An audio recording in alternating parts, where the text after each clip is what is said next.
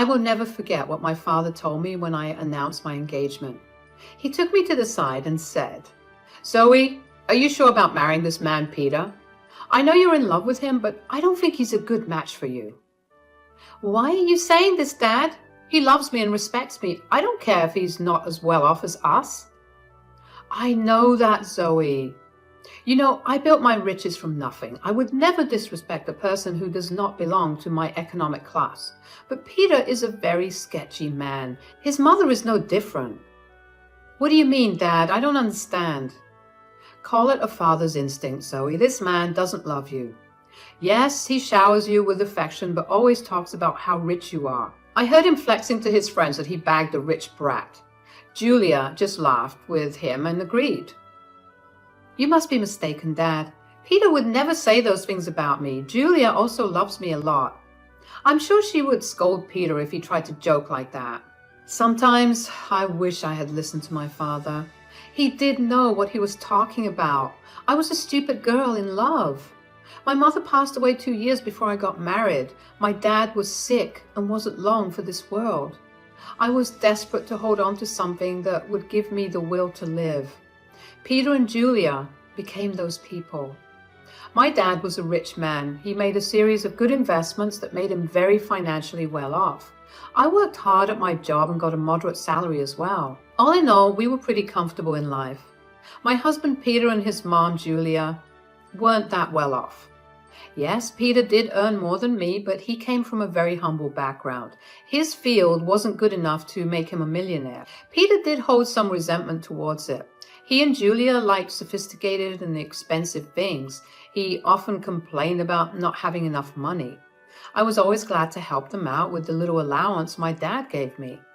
I even let Peter and Julia move in to my house after marriage. But neither Peter nor Julia were happy with my house. They said, "It's such a shame that you live in a small house. Your dad literally lives in a mansion. How come you bought such a small townhouse?" "I don't earn a lot, Peter. Dad lives in a mansion because he has lots of money. I'm a simple office employee earning a moderate salary. This house was difficult for me to buy as well. Dad helped me out with the down payment." "Well, if he helped you out, he should have got you a better place. I'm sure your mom had left him something to give you when you became older." "I'm not entitled to anything, Julia. Whatever my mom left behind is my dad's now. She died suddenly, so there was no will. I don't mind if I don't get anything. I'm happy with the way things are." "That's a ridiculous thing to say, Zoe. I sure would have loved to inherit a lot of money.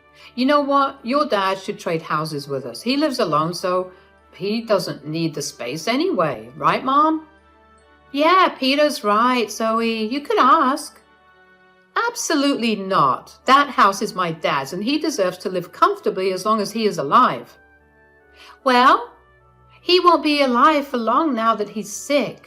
We can wait and compromise for a few years and see what happens. Ultimately, everything will be yours. After your dad dies, you will have plenty of money to buy a big house and more." The way Julia and Peter were already making plans to spend my inheritance was super disturbing. It also didn't help that they regularly asked me to ask my dad for more money. It's not like we were hurting for cash. Peter and Julia simply wanted the millionaire life even if they weren't one. Honestly, I was getting tired of their behavior. However, the real drama happened after my father passed away. My dad's cancer took him away from me pretty soon.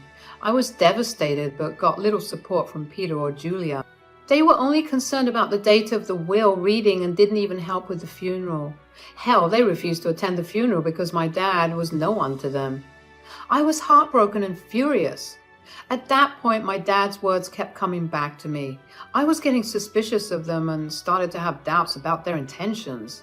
I was afraid that they were really after my inheritance money. They were not allowed to be in the reading of the will. Peter and Julia said, "Why the hell are we not allowed to read the will? This is ridiculous. Lawrence was my own father-in-law."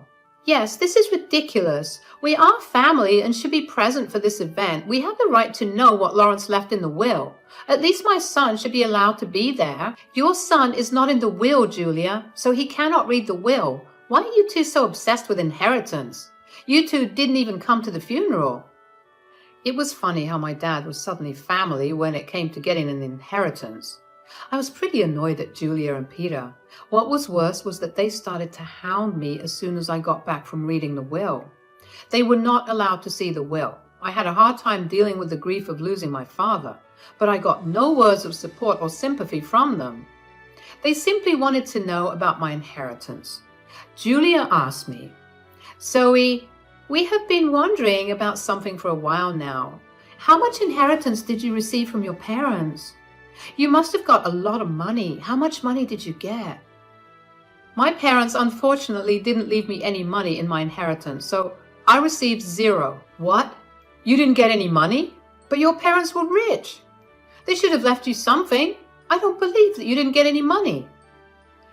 I'm sure you are lying to us, Zoe. There is no way your parents didn't leave you a single penny. No, Peter. There was no money in my inheritance. The will didn't even mention me getting any kind of money. You can check my bank balance in a few days and find out. But what about their riches? Who will get those? You are their only child. I don't know about that, Julia. The lawyer just told me that I didn't get any money. It's fine by me. It was my parents' money, and it's up to them who they would give it to. That is ridiculous. You need to fight for the money. It should be yours. There is no money, Peter. They didn't have much money in the end. Whatever was left was given to charity. They have been planning this for a while now. Julia and Peter looked very pissed by what I said. I had no idea why they were being this weird about my inheritance. I almost told them the full details, but something stopped me from doing it. There was this creeping doubt in my mind that my husband and mother-in-law were up to something. I waited for them to digest the news. When Julia and Peter kept pressuring me for more information, I put my foot down. I told them firmly that I didn't get any money and even offered to show them my account in a few days. Well, a month passed and nothing showed up. In the meantime, Peter grew very restless and stopped being affectionate with me. He was always checking my account and constantly hounding me for information on my inheritance. I was starting to see where this was going. Finally, one day, I decided to put an end to it. I showed them my bank statements and said, "See, I told you that I didn't receive anything. I'm not hiding any secret inheritance money from you two. Do you believe me now?" Wow, our years of hard work just went down the drain then. Zoe's parents weren't rich and she didn't even get $100 in the will. This is ridiculous. I can't believe this. I can't believe this either. Mom, I stayed in this marriage for nothing. I married Zoe for nothing. It was all a waste of time. What the hell does that mean? Why are you talking like this, Peter? Why do you think he's saying these things, Zoe? Who the hell would marry you without thinking about the money? My son simply married you so that we can bank on your inheritance. Now I see that you didn't even get a penny. I can't believe I wasted 5 freaking years on a useless girl like her. I could have done so much better. I was stunned to hear them speak that way about me. I could finally tell that Peter married me for money. My parents were right about him and his mom. They were freaking gold diggers. I was so freaking done with my husband and mother-in-law. I was breaking inside. But what they said next turned me into stone. Julia looked at Peter solemnly and said, "What is done, Peter, but now it's time for you to divorce Zoe. There is no reason why you should stay with her anymore. You will have time to find a new rich wife. This time, we will make sure she actually has some money to her name." Are you freaking kidding me? Julia, you are asking Peter to divorce me over money? Peter, are you going to listen to her? Of course, I would listen to her, Zoe. I married you so that I and my mom could have a comfortable life. We grew up poor, and I didn't even go to college. I had no way of earning a lot of money. So, you pretended to love me and then tricked me into marrying you? You thought that my parents would give me lots of money that I would readily share with you two? Yes, that's what I thought. It was the only way I could give my mom the life she wanted. But now I see that my efforts were in vain. Mom's right. I need to divorce you and keep looking. I was stunned by what Peter said. He said those things so nonchalantly that I started to question my own sanity. Julia and Peter went on to express their frustration at my marriage and myself. I didn't hear a word after a while. I was too busy coming to terms with what they just threw at me. Their total lack of reaction and Peter's sudden shift in behavior were both depressing and angering to me. After a point, I was so mad that I wanted to scream and throw things. However, I didn't do any of that. I calmly said, "Okay then, Peter, if a divorce is what you want, you will get it. I was never the one to say no to your demands. I might as well give in to your demand now as a last favor." "So, you will agree to a mutual divorce? It'll save us both a lot of money. By the looks of it, you don't have much to go on anyway." "Don't think of this as an opportunity to get alimony from my son. We will fight you tooth and nail before you give up that dream. You better preserve your lawyer fees and agree to a mutual divorce. It'll be best for you." "You're right. I don't have a lot of money right now. So I decided something. I will agree to a mutual divorce, but you have to sign a clause saying that we won't share any of our assets with each other." "That's not a problem at all. You don't have much and neither do I at the moment. If you can forego alimony, I'll agree to sign a divorce and won't claim anything from you." Me and Peter discussed the details of the divorce and made sure we were on the same page. I could see that Julia and Peter were both happy about me not making a fuss out of the divorce. I guess they didn't expect me to be so calm about it. Truth be told, ever since that day, I have been crying on my way to and from work. I used to sit in the parking lot of my office and cry for an hour before and after work. Peter never noticed my puffy eyes or even asked why I was leaving early for work and coming home late. Julia didn't even bother looking at me after she discovered that I had no money. All of their behavior just made me even more determined to get out of the marriage as soon as possible. I actually had Peter and Julia move out of my house to a rented space in the neighborhood. They soon settled in while we waited for the divorce to finalize. True to his word, Peter didn't demand a share of my house. I also didn't ask for alimony. In his eyes, it was a fair deal. Well, he had no idea just how far I made things out to be. He came to know about it on the day our divorce was finalized. I went over to his new rented space to drop off my wedding and engagement ring. "So, I just wanted to return these to you since the marriage only brought bad times in my life. I don't want to have any memory of it." "Are you sure you want to return it? I mean, you might need the money after all." "It's so funny, you know, Zoe. You must have laughed at our poverty before. Look where you are now. My son is being generous and giving you the rings. You might need to sell them when your stupid job doesn't pay enough." "We won't miss the rings. They're cheap ones anyway." "What would I need to sell the rings for money, Julia?" "You don't have to be embarrassed, Zoe. We already know how your parents didn't leave you anything. I guess they lost everything due to poor financial decisions, leaving their daughter destitute." At that point, I laughed very loudly in her face. Julia looked confused and so did Peter. I could tell that Peter was somewhat annoyed by his mother's behavior, and he was also surprised at my laughter. Julia said, "Why the hell are you laughing, Zoe? Did I say something funny?" "It's freaking funny how you think I'm destitute. Julia, it's also funny that you think my parents lost all their fortune." "Well, of course you're destitute. Your parents didn't even leave you a penny. They surely messed up and ruined your life by not leaving you an inheritance." "I never said that I didn't get an inheritance, Julia. I simply told you two that I didn't get any money. My parents did, in fact, leave me plenty of inheritance." "What the hell does that mean? You have an inheritance? I'm so confused."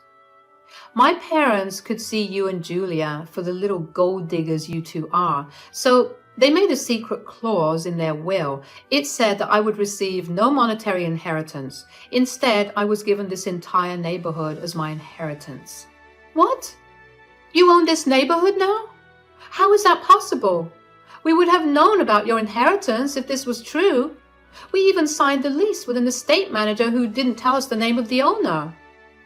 "My parents wanted me to wait for a year before I got my inheritance. They wanted me to test you two and see if you are really with me for money or love. Well, of course, you failed the test, and now you won't get anything from me.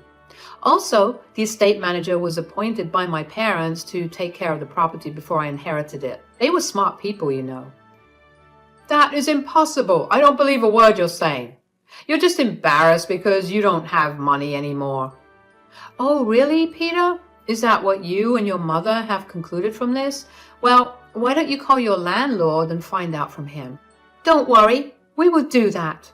Then everyone will see just what a big liar you are. Julia and Peter called their landlord and asked about what I said. Since their landlord was the estate manager, he told them everything. Julia and Peter were stunned. They looked really panicked. After cutting the call, they said, "You lied to us. You tricked us into thinking that you don't have anything, but you own the entire housing society now." "How dare you trick us, Zoe? You wanted all your riches to yourself, so you tricked Peter into divorcing you and made him sign papers that he wouldn't claim anything from you." I laughed at their audacity to turn this one on me. It was finally dawning on them that they had messed up royally, and now it was time for some sweet karma. I said, "It's funny you accuse me of tricking you two. Peter, you tricked me into marrying you by telling me that you love me. Julia, you helped your son in this plan and you were the one to tell him to divorce me. If anyone here was being a scammer, it was you two. As for my inheritance, you asked me how much money I got and I answered truthfully." "This was all a misunderstanding, Zoe. What happened is in the past. Why don't we just try again in a new light?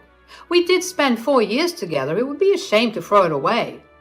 "So now you want me back in your life. Funny how you were desperate to start afresh from a new girl. I hear that you are already seeing someone rich.